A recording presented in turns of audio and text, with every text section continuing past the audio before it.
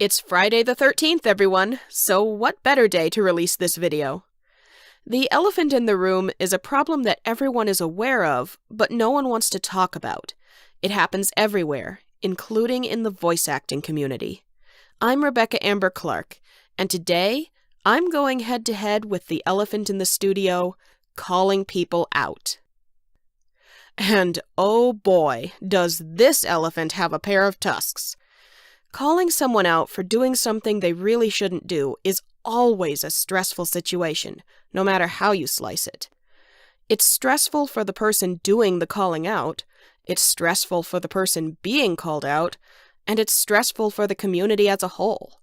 I'm not talking about minor things like just casting roles before an audition deadline, or being a bit obnoxious or abrasive in a group chat. I'm talking about the serious things, like sexual harassment or blatant copyright theft. And no, to be 100% clear, I am not talking about any one person or group of people in particular. If that's what you came for, I'm sorry to disappoint you. Today's episode is about callouts in general. In fact, if anything, consider this video itself a callout to the voice acting community as a whole. Heck, that's probably the whole Elephant in the Studio series. For starters, I believe that we shouldn't be afraid to call someone out when they do something that warrants it. There's often a fear that calling someone out will somehow make you look less than professional. And if all you're doing is complaining about minor annoyances from clients and colleagues all the time, then yeah, that's true. It does make you look unprofessional. But if you're being flat-out mistreated, or you see someone else being wronged in some way, you shouldn't be afraid to say so.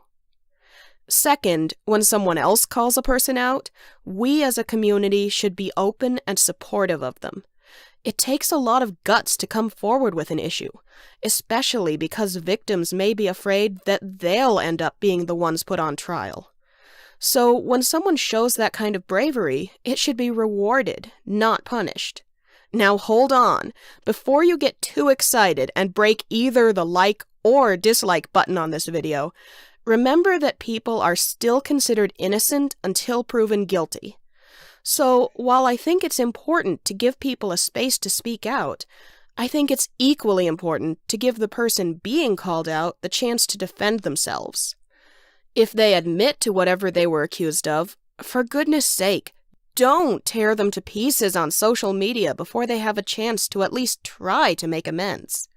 This is not the same thing as saying that there should never be consequences for a person's actions. But at the same time, it's not good to let blind rage take over and consume the community as a whole. Of course, there are a few things that are too terrible to forgive even once. Just like the fact that in the Harry Potter series, there are only 3 magical spells that are considered unforgivable curses. If you're a fan, you should already be familiar with them. If not, they are the Killing Curse, a spell that, as its name implies, instantly kills the target, the Torture Curse, a spell that exists for no purpose other than to cause the target pure pain, and the Imperious Curse, the spell that allows the caster to control the target. There are plenty of other violent spells in those books, but a line is still clearly drawn for the few very worst. So, if you've taken it on yourself to dish out someone's just desserts, make sure you know how to control the portion size, and don't dish out too much or too little. Consistency is also key. Ideally, you should only have to call someone out once, and if the person won't work things out properly, move on.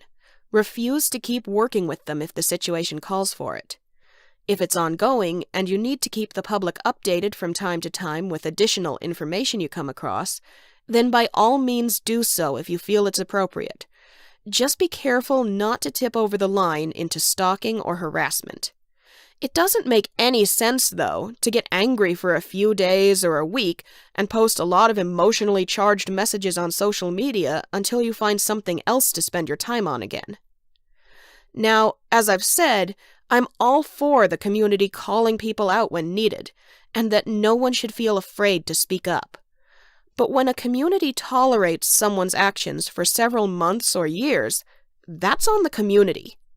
If all the community does is occasionally get riled up on social media for a little while before going right back to allowing a situation to continue for another several months, then I think it's very fair to point out that a lot of responsibility rests on the community for being enablers. Where was all your righteous indignation before? Where will it go once the situation more or less blows over again? It's just like house training a puppy. If your puppy poops on the rug, it doesn't do any good to scold him and put him outside hours later, or only train him some of the time. He just won't make the connection. You have to catch him in the act and take him outside or to some papers at that exact moment, and you have to do it every single time. Otherwise, the puppy will just keep pooping on the rug and never connect the dots as to why you keep getting mad at him at random times. Finally, and this ties back into the thing about professionalism, when you do call someone out, it's important to be civil. I know a lot of people use curse words to express themselves, and that's not what I'm talking about here. I simply mean state facts.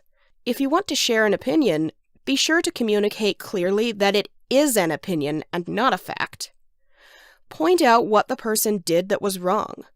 Don't call names or tell someone to kill themselves or slander them. And I cannot stress this enough.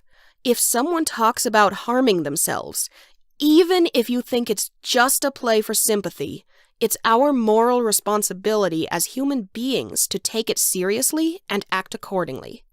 I'll leave links in the description of this video to a couple of articles on psychology discussing exactly why. I have noticed time and again throughout different situations that there are a few people out there who do go about calling people out correctly, even going so far as to put in their own time and hard work to compile information objectively to help spread awareness on a topic. These people deserve our thanks and respect. So, instead of lashing out with a hate comment towards someone you're mad at, why not take 5 minutes right now to send a message thanking one of these hard-working people for their effort?